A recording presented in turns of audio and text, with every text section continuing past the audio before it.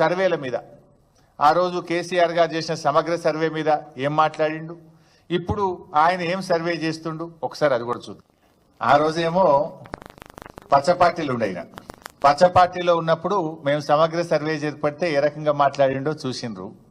ఇప్పుడు 3 రంగుల జెండాల పార్టీలో చేరి ఏ రకంగా సర్వే చేస్తుండో కూడా మనం చూస్తున్నాం. ఇప్పుడు అడ్డమైన ప్రశ్నలు అడుగుతున్నది ఎవడు? ఇవాళ సర్వేలు ఏమేమి అడుగుతున్నా మీకు తెలియదా? బైసాబ్ మీ అందరి దగ్గర రాలేదా? నీ ఆస్తి ఎంత, నీకు మోటార్ సైకిల్ ఉందా, నీకు టీవీ ఉందా, నీ గ్రైండర్ ఉందా, నీ కారు ఉందా, నీ ట్రాక్టర్ ఉందా, నీకు భూమి ఉందా, నీ కొడుకు ఏం చేస్తుండని అడ్డమైన ప్రశ్నలు వేస్తున్నాడు ఎవడు? ఇప్పుడు మెడ మీద తలకాయ లేనోడు ఎవడు? ఆ రోజు ఏమన్నాడు? మెడ మీద తలకాయ లేనోడు ఎవడు? వాడు ఇట్లాంటి ప్రశ్నలు అడుగుతారా అన్నాడు. ఇప్పుడు చెప్పాలి రేవంత్ రెడ్డి గారు, అడ్డమైన ప్రశ్నలు ఇస్తున్నోడు ఎవడు, మెడ మీద తలకాయ లేనోడు ఎవడో ఇవాళ ఆయన చెప్పాలి, ఆయనే సమాధానం చెప్పాలి. అంటే నువ్వు ఆ రోజు ఏం మాట్లాడినావు, ఈ రోజు నువ్వు అడుగుతున్న ప్రశ్నలు ఏంది, ఈ రోజు నువ్వు సర్వే రూపంలో ప్రజల్ని ఏ రకంగా ఇబ్బంది పెడుతున్నావు అన్నది ఆయన నిజస్వరూపం మనం ఈరోజు చూస్తూ ఉన్నాం ఆయనది. ఇక కూల్చివేతలు నేడేం చేస్తుండో మీరు చూశారు. బీఆర్ఎస్ హయాంలో కొన్ని అక్రమ కట్టడాలను కూలిస్తే అది జాతి ద్రోహం అని, అది క్రిమినల్ వేస్టలని కిరాక్ మాటలు మాట్లాడిండు రేవంత్ రెడ్డి ఆ రోజు. ఇవాళ అధికారంలోకి వచ్చిన తర్వాత ఇష్టం వచ్చినట్టుగా పేదల ఇండ్లను ఏ రకంగా కూలుస్తున్నాడో మీరు చూశారు. ఇది అన్యాయం అని అడ్డొస్తామని మేము మాట్లాడితే మమ్మల్ని కూడా బుల్డోజర్లు ఎక్కించి మిమ్మల్ని తొక్కుతా చంపుతా అని ఎంత ఘోరంగా ఈ ముఖ్యమంత్రి మాట్లాడిండో మీరు చూసాం. ఇవాళ హైదరాబాద్లో ఎక్కడ చూసినా రేవంత్ రెడ్డి విధ్వంసాలు శిథిలాలే కనబడతాయి. ఈయన ఏడాది పాలనలో కూల్చిన ఇండ్లే ఎక్కువ, కట్టిన ఇల్లు అయితే ఒక్కట్లేదు.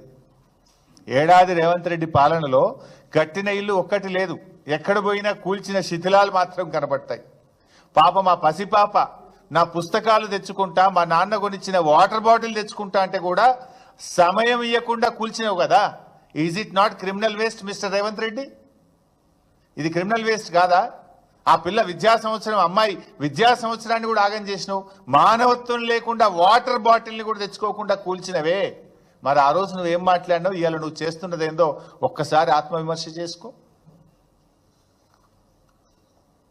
ఇక పోలీస్ ప్రవచనాలు కూడా చూడాలి.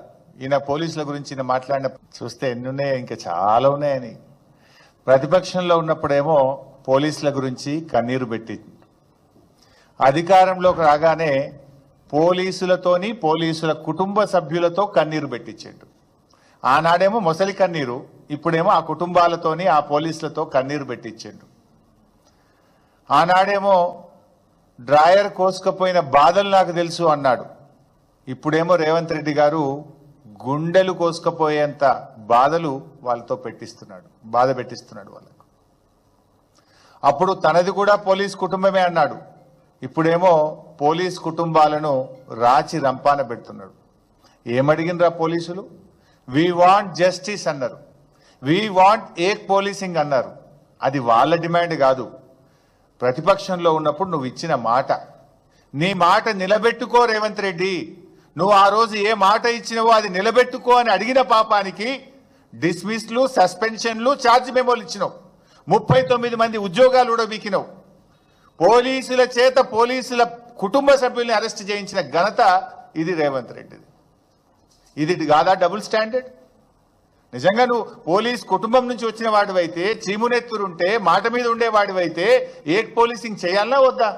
వాళ్ళు రోడ్ల మీదకి రాగానే హోంమంత్రిగా, ముఖ్యమంత్రిగా ఉన్న నువ్వు వాళ్ళను పిలిచి మాట్లాడి ఇచ్చిన మాట నిలబెట్టుకొని సమస్యను పరిష్కారం చేయాలి. కానీ వాళ్ళను అరెస్ట్ చేసినావు, డిస్మిస్ చేసినావు, ఉద్యోగాలు ఉడబీకి నీ యొక్క నియంతృత్వాన్ని చాటుకున్నావు. ఇది డబుల్ స్టాండర్డ్. ఇక మద్యం అమ్మకాల మీద ఈయన మాయదారి మాటలు కూడా ఒకసారి చూద్దాం.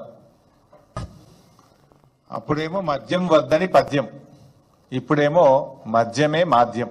ఇది రేవంత్ తీరు. నేను అసెంబ్లీలో కూడా అడిగిన ఈ మాట. ఈ సంవత్సరం బడ్జెట్లో గత సంవత్సరం కంటే 10,000 కోట్ల రూపాయలు మద్యం మీద అధిక ఆదాయం కావాలని లక్ష్యంగా పెట్టుకున్నారు, వీళ్ళు బడ్జెట్లో పెట్టుకున్నారు. ఈ మధ్య రేవంత్ రెడ్డి ఎక్సైజ్ శాఖను రివ్యూ చేసినాడు. రివ్యూ చేసి అమ్మకాలు తగ్గుతున్నాయి, సేల్స్ పెరగాలి కదా, పోయిన సంవత్సరం కంటే ఈ సంవత్సరం ఏ సర్కిల్ పరిధిలో ఏ జిల్లాలో మద్యం అమ్మకాలు తగ్గినాయో ఆ అధికారులందరికీ ఛార్జ్ మెమోలు ఇచ్చిండి. 30 మంది ఎక్సైజ్ అధికారులకు, ఎక్సైజ్ సిఐలకు, ఎక్సైజ్ సూపరింటెండెంట్లకు మీ ఏరియాలో మద్యం తక్కువ అమ్ముతున్నది, మీరు అమ్ముతారా అమ్మారా అని ఛార్జ్ మెమోలు ఇచ్చిండు. వాళ్ళకు మిమ్మల్ని ట్రాన్స్ఫర్ చేస్తామో అని బెదిరించాడు. అంటే ఇప్పుడు ఎవడు తాగుబోతారు తెలంగాణ చేస్తుండ్రు రేవంత్ రెడ్డి? ఆనాడేమో గత ప్రభుత్వం మీద విరుచుకపడ్డావు. ఇవాళ అంతకంటే ఎక్కువ 10,000 కోట్లు మద్యాన్ని ఎక్కువగా తాగించాలి, 10,000 కోట్లు అదనపు ఆదాయం రావాలని లక్ష్యంగా పెట్టుకొని ఛార్జ్ మెమోలు ఇచ్చిన రేవంత్ రెడ్డి నిజస్వరూపం ఇప్పుడు మనం చూస్తున్నాం. ఆనాటి స్వరూపం ఏంది, ఈనాటి నిజస్వరూపం ఈరోజు మన ముందు కనబడుతుంది. అంటే ఇవాళ బెల్ట్ షాపులు ఆ రోజు గ్రామానికి కోటి ఉంటే రేవంత్ రెడ్డి పాలనలో గల్లీకి ఒక బెల్ట్ షాప్ వచ్చింది. ఆడపిల్లల మంగళసూత్రాలు తెంపే కార్యక్రమం చేపడుతున్నాడు. అంటే ఇప్పుడు వాళ్ళ ప్రాణాలు పోవా? తాగి తాగి వాళ్ళ లివర్లు పోవా? మరి నువ్వు మద్య నిషేధాన్ని తెస్తా క్రమంగా అన్నావు, కానీ నిషేధం తెస్తలేవు. ఇప్పుడు ఇంకా 10,000 కోట్లు ఎక్కువ తాగిచ్చే పని చేస్తుండు. ఇది మద్యం విషయంలో, మహిళల విషయంలో రేవంత్ రెడ్డి యొక్క మాయదారి మాటలు మనం చూసాం. ఇక అదేవిధంగా కాళేశ్వరం ప్రాజెక్టు మీరందరూ కూడా విన్నారు. చాలాసార్లు కూడా పదే పదే పదే ఒక అబద్ధాన్ని 100 సార్లు చెప్తే నిజమైద్ది అనేటువంటి రీతుల్లో కాళేశ్వరం గురించి ముఖ్యమంత్రి గారి గోబల్స్ ఎట్లా ప్రచారం చేశారో మీకు తెలుసు. ఒకవైపు ఏమో కాళేశ్వరం కూలైపోయింది, లేనే లేదు, 1,00,000 కోట్లు వృధా అయిందని మాట్లాడతాడు. మరోవైపు మీరు చూస్తున్నారు, మొన్న ఈ మధ్య ముఖ్యమంత్రి గారి రివ్యూ తర్వాత ప్రెస్ నోట్ వచ్చింది. మల్లన్న సాగర్ నుంచి హైదరాబాద్కు 20 టీఎంసీల నీళ్లు, మల్లన్న సాగర్ నుంచి మూసీ పునరుద్ధరణకు 5 టీఎంసీల నీళ్లు. మరి కాళేశ్వరం కూలైపోతే మల్లన్న సాగర్ నుంచి హైదరాబాద్ నీళ్ళు ఎట్లా వస్తాయి? మల్లన్న సాగర్ కాళేశ్వరంలో అంతర్భాగం కాదా? కొండపోచమ్మ సాగర్ మల్లన్న సాగర్ లో అంతర్భాగం కాదా? ఆ మధ్య ఇంకా కొండా సురేఖ గారి వీడియో కూడా ఉంది, అది కూడా ఉంది, ఒకసారి చూసిన తర్వాత మాట్లాడదాం. కాళేశ్వరం కట్టడం కూలడం రెండూ జరిగిపోయినాయి. శ్రీ రంగనాయక సాగర్ జలాశయం కింద దాదాపు 1,10,000 ఎకరాలకు నీరు అందించేటువంటి కార్యక్రమం ఉంది. దీంట్లో ఎడమ కాలువ ఇప్పుడు మనం ఓపెన్ చేయడం జరిగింది. ఎడమ కాలువ నుంచి 70,000 ఎకరాలకు, అదేవిధంగా కుడి కాలువ నుంచి 40,000 ఎకరాలకు, ఎడమ సాగర్ నుంచి ఇప్పుడు నీళ్లను మేము విడిచిపెట్టడం జరిగింది. కాళేశ్వరం కట్టుడైపోయిందట, కూలుడైపోయిందట. మరి కూలుడైపోతే 20 టీఎంసీల నీళ్లు హైదరాబాద్కి ఎట్లా వస్తున్నాయి? 5 టీఎంసీల నీళ్లు మూసీకి ఎట్లా వస్తాయి?